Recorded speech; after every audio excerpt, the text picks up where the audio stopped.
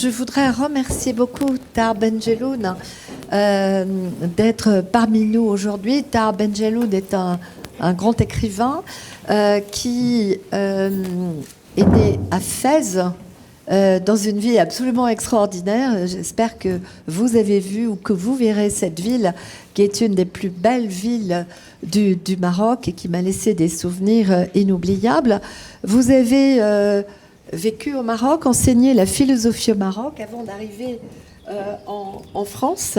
Et vous avez publié un nombre très important de romans, une vingtaine de romans, dont La Nuit sacrée, qui a obtenu le prix Goncourt, et beaucoup d'autres ouvrages qui font que vous êtes un personnage extrêmement important dans la vie littéraire française. Vous êtes aussi artiste.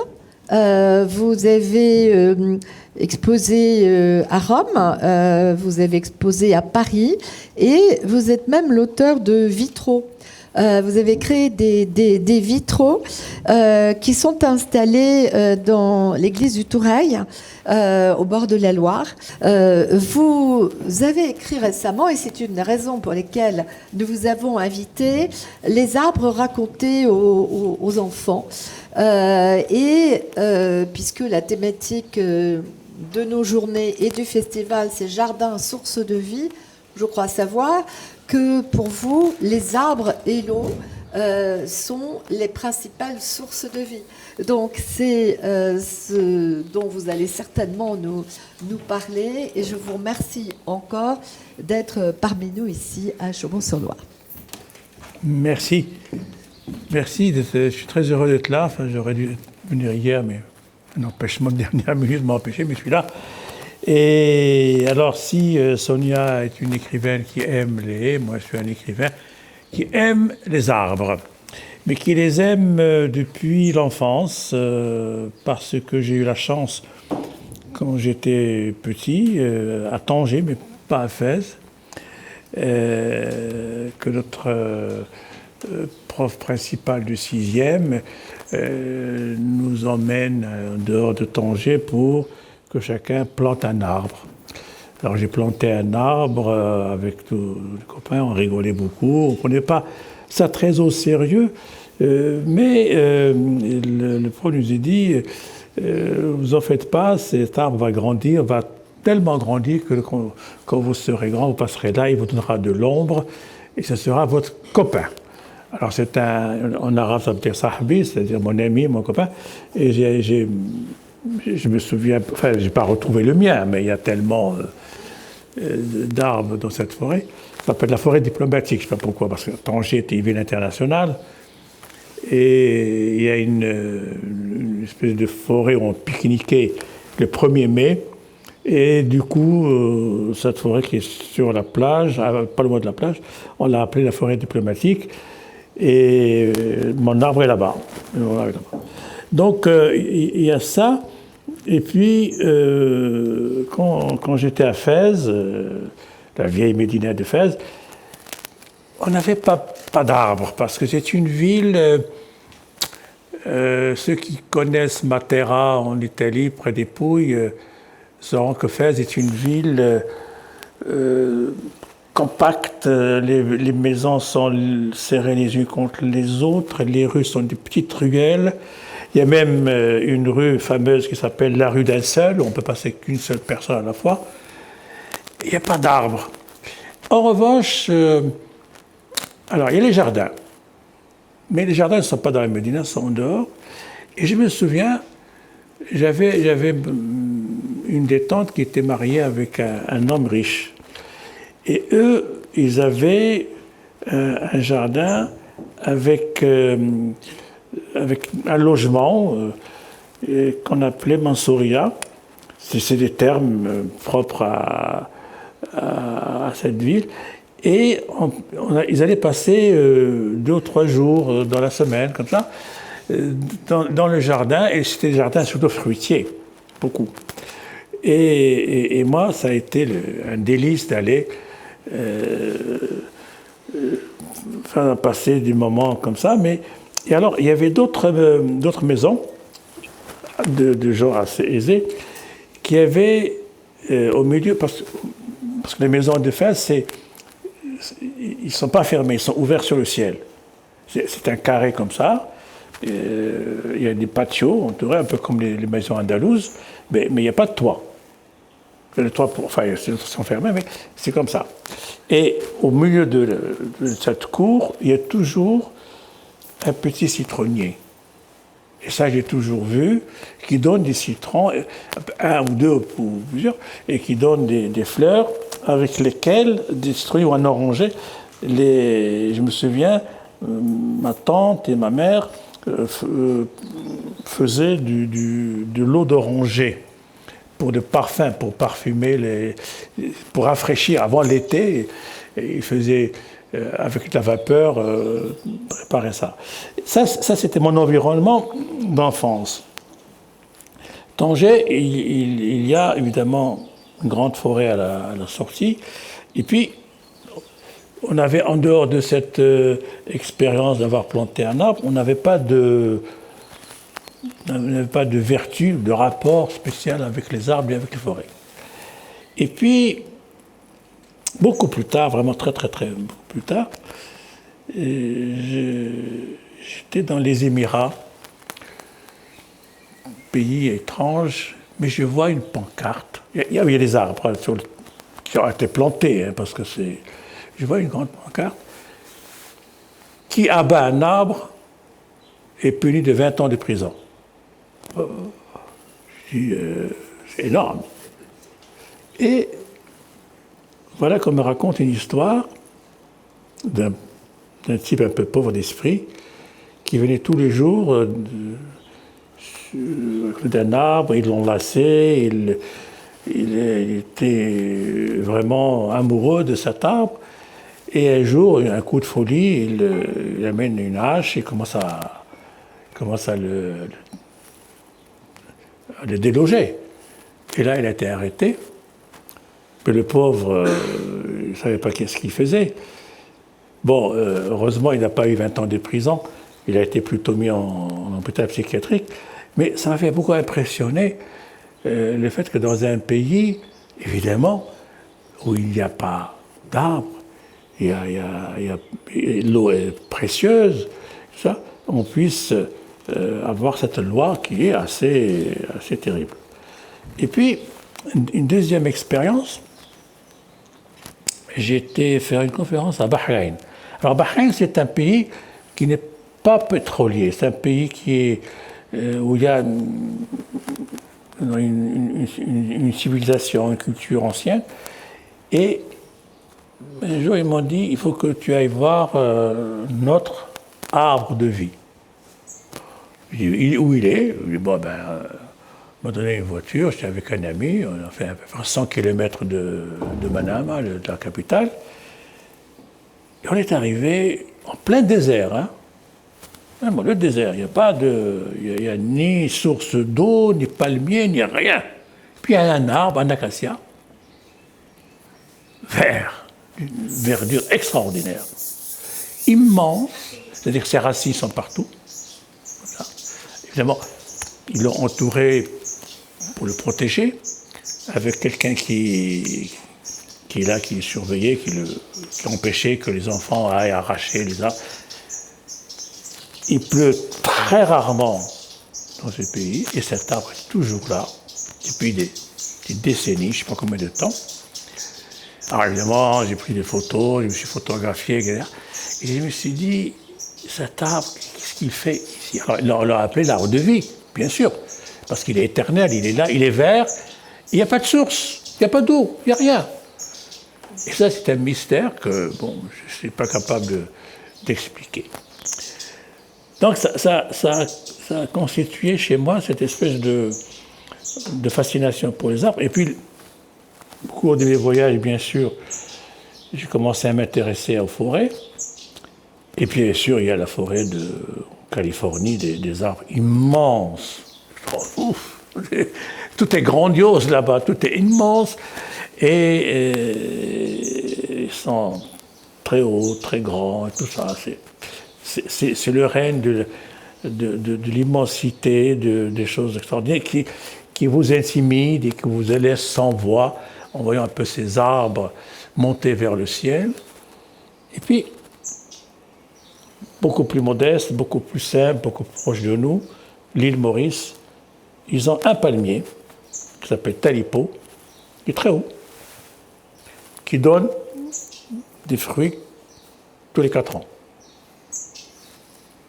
Il est très très haut, avec quelques feuilles comme ça.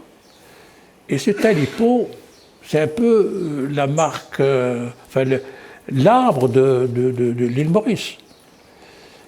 Et je dis quand même, c'est étrange tout ça. Alors j'ai commencé un peu à m'intéresser aux arbres, j'ai commencé à lire, et là je découvre, oulala, tout un monde. Alors évidemment, l'autre jour, je suis allé dans une école à Casablanca, au Maroc, parler à des enfants, les sensibiliser, bien sûr, au respect de l'environnement et aux arbres. Et je trouve que leur raconter des histoires des arbres, ça les a passionnés. Alors j'ai commencé par leur dire que les arbres sont des êtres vivants. Ils respirent, ils communiquent, ils se protègent, ils nous protègent. Donc il faut faire attention. Et alors je leur ai raconté évidemment, il y a une des histoires que j'ai apprises en lisant les livres des forestiers. Il y a un arbuste plutôt petit, qui existe en Afrique du Sud et en Australie. Je ne sais pas comment il s'appelle. Il a une particularité, c'est que... Enfin, il avait, parce que quand au printemps, ces bourgeons sortent, en Australie, il y a la girafe qui vient et qui les mange, et en Afrique du Sud, c'est des brebis ou des boucs qui viennent et qui mangent les brebis. Je ne sais pas comment les deux arbustes se sont concertés, ils se sont téléphonés, ils ont envoyé un SMS, je ne sais pas quoi ils ont fait. Ils ont dit, voilà, on va faire une chose, dorénavant, dans le bourgeon, on va sécréter un produit très amer. Et ni la girafe, ni les brebis ne sont revenus. C'est extraordinaire. Et c'est quelque chose qui est de l'ordre de l'irrationnel, de la magie. C'est fabuleux. Bon, il y a évidemment, ça m'a... J'ai raconté aux enfants, je dis, mais alors comment ça se fait Alors moi, évidemment, quand je leur ai dit que le terrain où il y a les racines des arbres ressemble à la truc téléphonique où il y a tous les fils qui partent dans tous les sens pour communiquer, alors, il dit, c'est comme la fibre optique, là, il y en a partout, là, ça. J'ai parlé avec eux, ce langage qu'ils connaissent aujourd'hui. Et il me dit, alors, il communique comment? Là, il dit, voilà, c'est un arbre. Il reçoit de l'eau. Mais, pas comme l'homme, il sait le garder. Il y a une réserve d'eau en cas de sécheresse. Et quand un arbre est malade, ben, ils font circuler de l'eau vers lui. Alors, et puis la première chose que j'ai apprise, c'est qu'un arbre est toujours droit, doit être droit. Et il a un respect inné. Quand il étend ses branches, il s'arrête quand il rencontre les branches des autres. Il ne touche pas. Il y a un peu 2 ou 3 cm entre les deux. Jamais d'invasion. Jamais de... C'est extraordinaire. Alors, quelqu'un m'a dit, tu sais, quand tu vois un arbre penché ou mal le tronc qui va dans un sens ou dans l'autre, c'est un arbre malheureux. Malheureux parce qu'il est seul. Et la solitude le fait tordre. De douleur, de souffrance, d'isolement. Et c'est comme les êtres humains. Ils sont vivants, ils sont comme ça.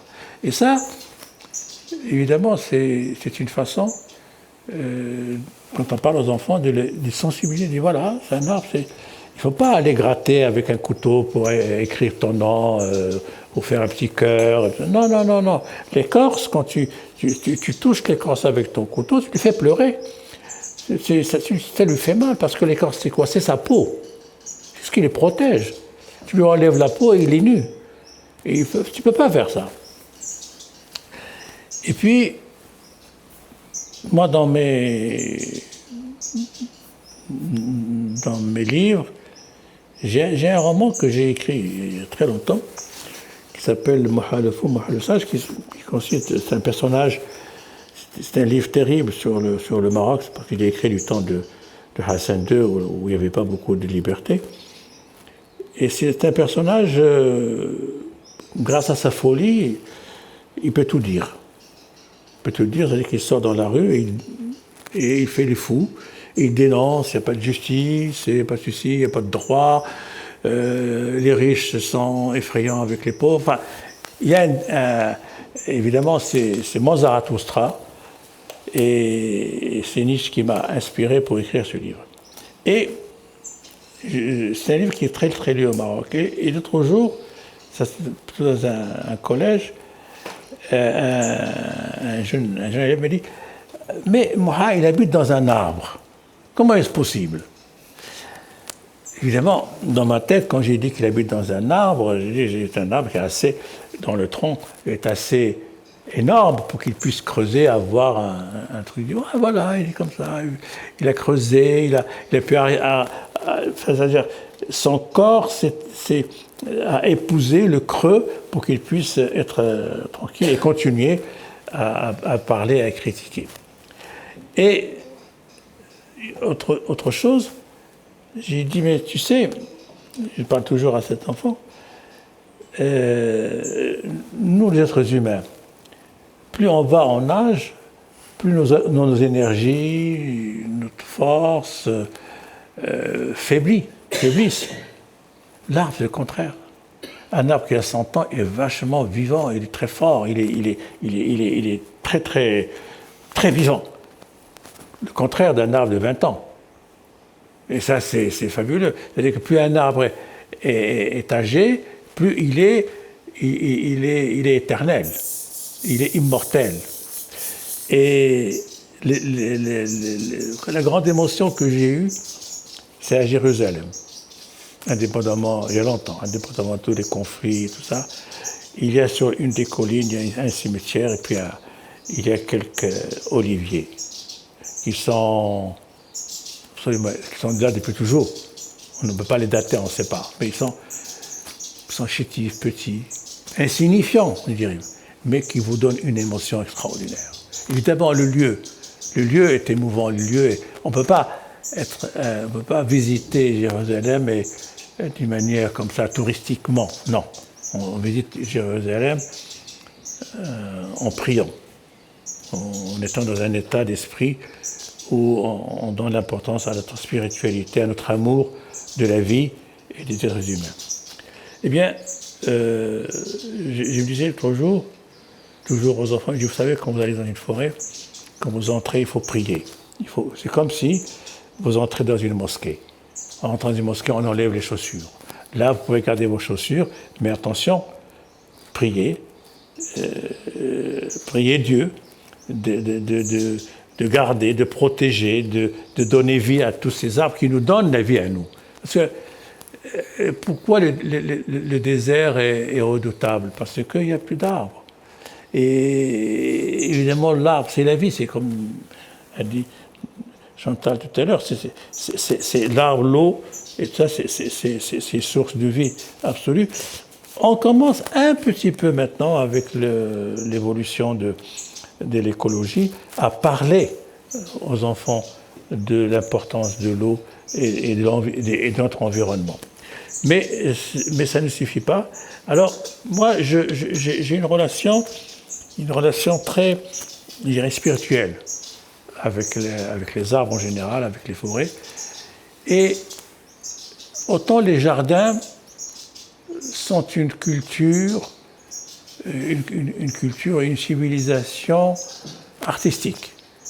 C'est-à-dire, je ne parle pas des jardins de chez nous, qui sont comme ça, ils sont sauvages, ils vont dans tous les sens. J'aime bien aussi. Mais quand j'étais petit, pour attraper les murs, je me faisais mal un peu partout, mais c'est bon. Mais évidemment, quand on visite les grands jardins magnifiques de le nôtre, quand on va à Versailles et tout, on est en face de quelque chose de classique, de beau, de régulier, d'académique, je dirais. Eh bien, ces jardins-là ne me, comment dire, ne m'intimident pas. Ils ne me donnent pas la même émotion que mon jardin d'enfance où je rentre, où il y a de tout. Évidemment, ce sont deux cultures différentes. C'est comme la musique. Mon jardin serait un orchestre de jazz. Et le jardin de Versailles, c'est une symphonie classique où tout est à sa place, formidable, impeccable, rationnel, tout va bien, magnifique. Évidemment, on a besoin des deux, mais je ne vais pas critiquer Versailles, je serais le plus fou de critiquer, mais j'ai dit l'impression qu'on a en visitant les uns et les autres. Et puis, nous, au Maroc, on a une belle tradition qui continue d'ailleurs, chez les juifs et chez les musulmans, c'est les marabouts, enfin les saints. Pour aller plus vite, ce sont des saints. Il y a à peu près 2600 marabouts au Maroc, dont à peu près 200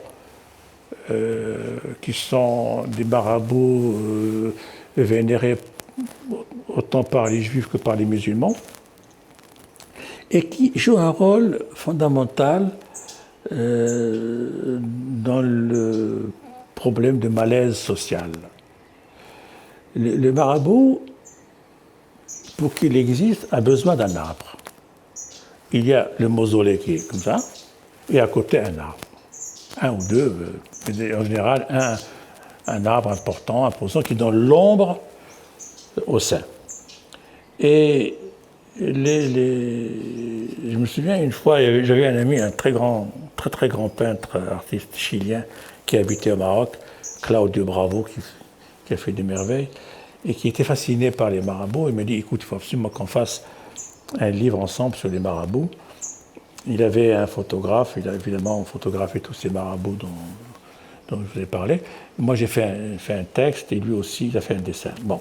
Et ces marabouts, quand on n'a pas, comment dire, avant on les voyait de loin, mais quand on s'y intéresse un peu, il y a toute la souffrance des gens qui viennent se déverser sur ces gens-là, parce qu'ils pensent que le marabout va recevoir leurs plaintes et l'envoyer au ciel ou quelque part, je ne sais pas où, pour que la souffrance baisse. La souffrance ou des problèmes ou faire un vœu pour... c'est pas lourd, il n'y a pas de miracle avec les saints. Ils ne font pas des miracles, mais ils reçoivent. Et on a le sentiment d'être entendu. Quand on dit une parole, quand on dit une prière, on est apaisé ensuite. Après, on quitte, on s'en va. Il y en a qui passent la nuit. Alors évidemment, il y a beaucoup de charlatanisme, beaucoup de... Bon, il y a par exemple à côté de Marrakech un marabout qui s'appelle Bouya Omar, c'est-à-dire le papa Omar.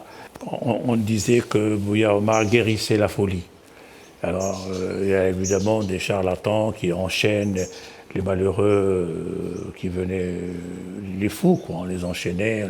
Et l'autre, il dit, tu vas passer la nuit comme ça enchaîné, et l'autre, demain matin, tu vas être normal. Et en fait, c'est une agressivité, une agression inutile contre les malheureux malades. Mais je pense que l'État marocain a mis fin à ces pratiques, et ça reste quand même un des marabouts les plus visités du sud marocain. Je dis ça parce que le marabout va avec l'arbre, et l'arbre va avec le marabout. Et quand vous voyagez au Maroc, vous verrez toujours dans une espèce de petit mausolée, en blanc toujours, avec la coupole comme ça, et à côté un ou deux arbres. Et ça, c'est quelque chose qui fait partie un peu du paysage marocain. Je reviens à la forêt. Alors, donc à Fès, on n'avait pas de forêt. En revanche, près de Rabat, il y a la forêt Marmora, qui est une vraie forêt, c'est-à-dire dense, importante, comme toutes les forêts. Et Et on disait que c'était la maison de Aïcha Kandisha. Aïcha Kandisha, c'était l'ogresse dont on nous faisait peur quand on était petit. Évidemment, on a tous cru à cette ogresse. Il dit attention, si tu n'es pas sage, on va t'envoyer à la forêt à Mamora et Aïcha Kandisha va s'occuper de toi. Évidemment, on avait peur, petit, mais en passant dans la vie comme ça, ce mythe d'Aïcha Kandisha revenait souvent, et jusqu'à aujourd'hui d'ailleurs, revenait souvent, ça sent pertinemment qu'il n'y a ni Aïcha, ni Kandisha, ni rien du tout. Simplement, on a inventé cette grâce dans la forêt. Et pourquoi dans la forêt? Parce qu'elle serait protégée par les djinns qui eux aussi habitent la forêt. Et tout ça fait que la vie des djinns, on pensait qu'ils fuyaient les maisons. Ils fouillaient les maisons et ils intervenaient quand il y a un cours d'eau qui traverse la maison ou quand il y a un arbre ou un petit arbuste à la maison. Alors, on se disait, bon, la nuit, les djinns vont sortir. Ils vont sortir d'eau. Ils viennent par l'eau. Alors faites attention, etc. Mais tout ça, c'était des mythologies, de rien du tout. Aujourd'hui, quand on raconte ça aux enfants, ils rigolent. Parce qu'ils ont vu tellement de choses sur Internet, sur les films et tout. Maintenant, on ne peut plus leur raconter ces histoires-là. À chacun déjà, le djinn et tout. Et pourtant, la semaine dernière, j'étais à Rabat, au Salon du Livre. Il y avait une foule énorme. Énorme. Puis, c'est bizarre. Tant de visiteurs, mais des milliers d'adolescents. Qu'est-ce qui se passe? Il y avait alors on m'a dit, voilà, ils font la queue pour faire signer un autographe ou un livre à un Saoudien qui fait un tapage énorme dans le monde musulman parce qu'il a écrit un livre sur les djinns dans la forêt. J'ai dit, mais comment ça se fait? Pourquoi les Marocains vont s'intéresser à ça? Je n'ai pas eu de réponse. Mais je n'ai pas pu avoir de livre parce que je n'allais pas faire la queue pendant 2 heures. Il faisait un soleil fantastique, je ne pouvais pas. Et je n'ai pas de réponse. Mais ce Saoudien, très malin, parce qu'il s'est passé la même chose au Caire, à la fin du livre du Caire. Et il a utilisé les réseaux sociaux pour dire, je vais vous expliquer pourquoi les djinns habitent dans la forêt. Et pourquoi la forêt est la demeure des djinns. Et les gens fonctionnent, et ça fonctionne. C'est extraordinaire. Je me dis quand même, le type, il est malin. Il a fait ça, et il a un succès phénoménal à tel point que la télé s'intéresse à lui. Et ils vendent des milliers d'exemplaires de ce livre. Je ne sais même pas comment il s'appelle. Enfin, le livre, je ne l'ai pas eu entre les mains. Je n'arrivais pas à l'avoir parce qu'il y avait une foule incroyable. Il m'est arrivé de dormir dans le désert. C'est une impression extraordinaire. Je trouve que c'est une des expériences les émotionnelles, la plus extraordinaire que j'ai vécues. Je me disais l'autre jour, est-ce que je dormirais dans une forêt? Je suis moins sûr de pouvoir me confier à tout ce monde extraordinaire qui bavarde, qui communique, qui bouge, qui tremble. Moi, je ne sais pas. Je ne sais pas si vous pouvez. Moi, je pense que je ne pourrais pas. Bon, ça m'est arrivé évidemment de passer une nuit, une fois dans un jardin, mais qui était un jardin très policé, un jardin sympathique, tout ça, mais c'était, on faisait à l'époque, quand on était très très très jeune, des espèces de sorties le week-end, on pique-niquait, c'était vers du côté de la vieille montagne à Tanger. Il y avait la mer en face, et puis il y avait des jardins sauvages où on trouvait où où passer la soirée et la nuit. Évidemment, à la lumière du ciel, et ça c'était formidable. Et donc, passer une nuit dans la forêt, j'aimerais bien voir. Peut-être c'est de Californie, parce que les arbres sont tellement immenses qu'ils ne vont pas me voir, ils ne vont pas s'occuper de moi. Mais je ne sais pas. Il y a toute une mythologie autour de ça, bien sûr. Quand on a dit la forêt noire, tout ça, ça fait peur. Et c'est autour des forêts, il y a une telle littérature extraordinaire, une telle poésie. Alors, quand je disais que les arbres communiquent, c'est pas une image. Il y a une façon ils interviennent. Et moi, j'ai vu des gens parler aux arbres comme ils parlaient aux saints. Et ça, je pense que l'arbre peut recevoir une parole. Évidemment, il ne faut pas en attendre une réponse immédiate, mais c'est une façon de sortir tout ce qu'on a dans le cœur et de le confier à l'arbre. Moi, je préfère le confier à un arbre qu'à un psychanalyste. L'Europe a cet art fantastique d'avoir fait des chefs-d'œuvre. Les paysagistes ont fait des chefs-d'œuvre avec les jardins un peu partout.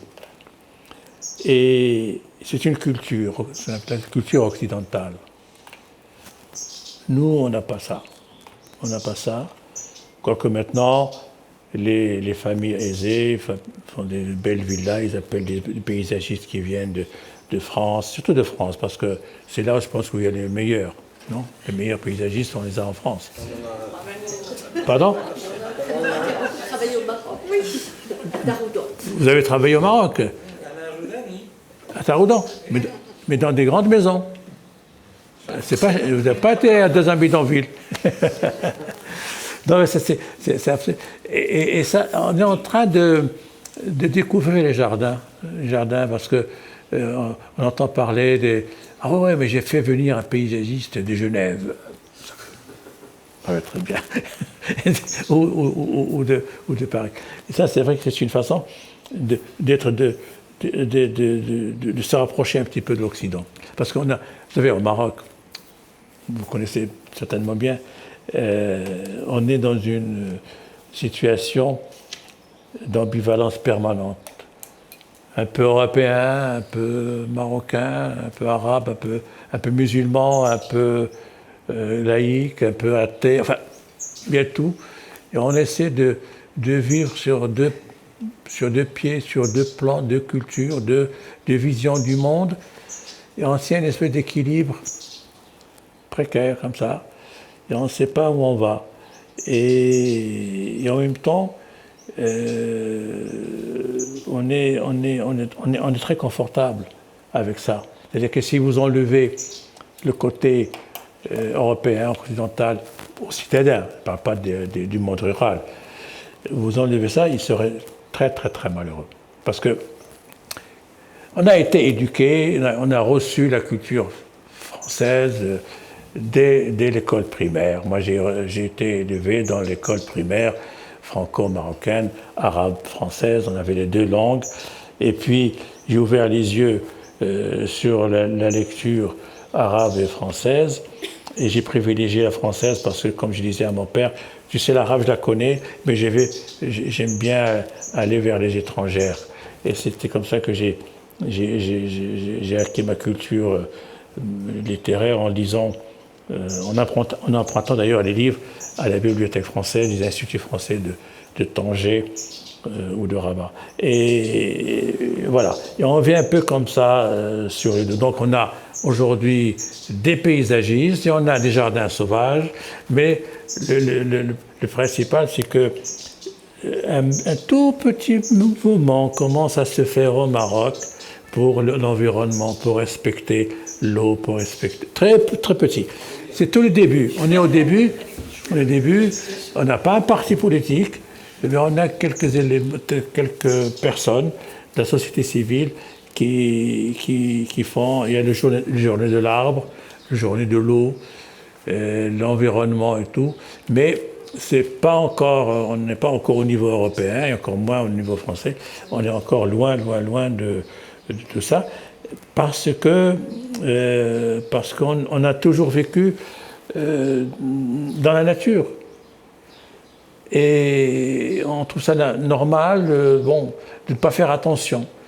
Mais avec la sécheresse que le Maroc a connue plusieurs fois, on fait vraiment attention maintenant. Maintenant, on fait attention à l'eau parce que c'est fondamental. Et ça, c'est... pour le moment, les mouvements écologistes ont appris la leçon du français. Ils ne veulent pas heurter les Marocains pour ne pas avoir finalement de mauvaises réactions. Il faut petit à petit arriver par la pédagogie et par l'école. Moi, je crois beaucoup à ça. Je vais beaucoup dans les écoles, surtout primaires. Chaque année, je fais une tournée dans 2 ou 3 villes au Maroc et je parle beaucoup aux enfants, je leur parle de ça. J'ai fait un peu comment dire, je fais mon travail. Et c'est important. Oui, j'ai oublié de vous parler. Je veux parler des golfs. Et ça, c'est un... ça, c'est l'horreur. Ça, c'est un malheur. Ça devrait être vraiment illégal. On devrait... Mais vous savez qu'il y a des gens qui ne connaissent le Maroc que par ces golfs. Bien sûr. Ils vont direct de l'avion, l'hôtel, le golf. Ils ne connaissent rien du pays. C'est terrible. Mais ça, c'est Hassan II qui aimait beaucoup le golf, qui avait fait ça. Et tous ces gazons, toute cette eau, tout ça, c'est... Ça va. L'autre jour, j'ai parlé avec le gouverneur d'Agadir. Parce qu'il est, comme vous le savez, c'est maintenant notre Premier ministre qui est aussi maire d'Agadir et qui refait toute cette ville. Et plutôt que de montrer l'exemple en plantant des choses assez résilientes, tout est en gazon. Maintenant, Agadir, alors là, vous allez partout, tout est du gazon, ce qui consomme le plus d'eau. Et l'autre jour, donc il y avait un truc absolument hallucinant, c'est qu'ils ont fait à Agadir une conférence sur l'aridité. Et donc, très gentiment, ils m'ont invité. Et donc, je vois le gouverneur, je dis quand même, c'est quand même difficile aujourd'hui de défendre l'aridité. Enfin, quand on voit tout ce qui est fait, il me dit, mais vous inquiétez pas, c'est fait avec les eaux usées. Mais je lui dis, mais les eaux usées, c'est de l'eau quand même. Donc, qu'on peut réutiliser. Et en même temps, on coupe l'eau à des quartiers entiers dans la ville et on arrose des gazons pour aller à l'aéroport dont personne n'a rien à foutre. C'est effrayant. C'est effrayant. D'autant plus que là, ils doivent refaire toute la ville en 3 ans. Ils y vont. Moi, j'ai été là-bas l'année dernière, des travaux partout. On dirait que Hidalgo a fait un saut là-bas. Ouais. Et contamination hidalgoienne.